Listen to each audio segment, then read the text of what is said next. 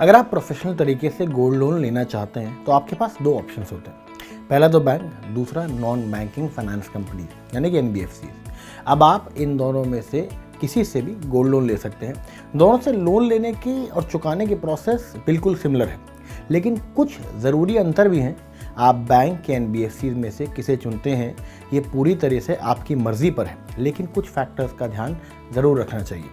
Gold loan के लिए किस तरीके का गोल्ड इस्तेमाल करें?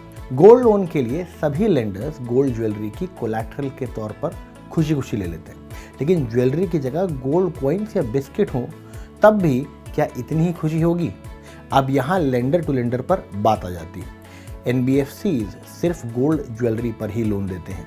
बैंक्स गोल्ड ज्वेलरी पर तो गोल्ड लोन देती हैं, गोल्ड कॉइन पर भी लोन देते हैं, बशर्ते वो उसी बैंक से खरीदा गया हो और साथ ही वजन में 50 ग्राम से कम होना चाहिए और शुद्धता होनी चाहिए 99.99%। इन दोनों केस में याद रहे कि आपकी गोल्ड ज्वेलरी में भले ही हीरा या रूबी जुड़ा हो, लेकिन लोन की वैल्यू सिर्फ गोल्ड पर ही मिलेगी और वजन भी सिर्फ गोल्ड का ही माना जाएगा।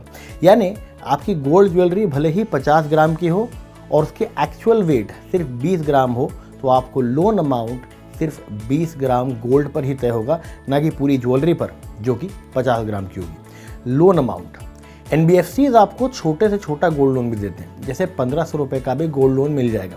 हालांकि कुछ NBFCs कितना भी गोल्ड लोन देती हैं, इनकी कोई अपर लिमिट नहीं होती। बेशक इसका मतलब ये होगा कि आप 400 ग्राम से ज़्यादा वजन की गोल्ड ज्वेलरी गिरवी रख रहे हैं। वहीं बैंक्स, अगर आप बैंक से लोन ले रहे हैं तो यहाँ कम से कम 10 से 20 हज़ार की थ्रेशोल्ड होनी चाहिए। इसके अलावा कई बैंकों की गोल्ड लोन देने की एक लिमिट भी होती है, जैसे आमतौर पर ये 20 लाख रुपए से 50 लाख रुपए के बीच होते हैं। हालांकि कुछ प्राइवेट बैंक 1 करोड़ रुपए तक का भी गोल्ड लोन ऑफर करते हैं। अब बात करते हैं इंटरेस्ट रेट्स की। बैंक्स जो हैं वो गोल्ड लोन पर कम इंटरेस्ट रेट चार्ज करते हैं। ऐसा इसलिए क्योंकि उनके पास कैपिटल यानी पैसे की कोई कमी नहीं होती। उनके पास अकाउंट होल्डर्स का भारी भरकम डिपॉजिट भी होता है। ये बात NBFCs पर लागू नहीं होती, क्योंकि उनके पास अकाउंट होल्डर्स की डिपॉजिट का बेस नहीं होता, वो दूसरे लेंडर्स पर डिपेंड रहते हैं, इसलिए इंटरेस्ट रेट थोड़ा ज़्यादा चार्ज करते हैं। लेकिन इनका लोन प्रोसेस काफ़ी तेज़ होता है और दूसरे जो चार्जेस होते हैं वो काफ़ी कम होते हैं, जो आपके लिए काफ़ी कॉम्पिटिटिव बनाता है। अब बात कर लेते हैं स्कीम्स की। बैंक गोल्ड लोन को लेकर ज़्यादा स्कीम नहीं लॉन्च करते। उनके पास अलग अलग इंटरेस्ट रेट्स और टेन्योर के बहुत सारे लोन प्रोडक्ट्स भी नहीं होते। वहीं NBFCs आपको मल्टीपल ऑफर्स पेश करता है। अब बात करते हैं फीस और चार्ज की। बैंक्स जो है वो गोल्ड लोन पर कई तरह के छोटे छोटे चार्जेस लगाते हैं, जैसे प्रोसेसिंग चार्ज, फोरक्लोजर चार्ज वगैरह वगैरह।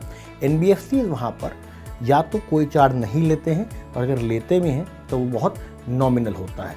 आखिरी में टर्न अराउंड टाइम और प्रोसेस, जो NBFCs हैं उनकी प्रोसेस काफ़ी तेज़ होती है, क्योंकि कम कड़े नियमों को फॉलो करती हैं, जबकि बैंक्स के साथ लोन अप्रूवल के लिए आपको बहुत लंबे पेपर वर्क से गुजरना पड़ता है। अगर आपको लोन चाहिए तो आप बैंक या NBFC किसी से भी लोन ले सकते हैं, लेकिन ध्यान रहे कि आप एक रेप्यूटेड लेंडर जैसे कि IIFL से अगर लोन देंगे तो आपको कई सारे वैरायटी ऑफ ऑप्शंस मिलेंगे, साथ ही में क्विक टर्न अराउंड टाइम मिलेगा। अगर आपको ये वीडियो पसंद आया हो तो क्विकली इसको शेयर कर दीजिए और इस पेज को सब्सक्राइब कीजिए।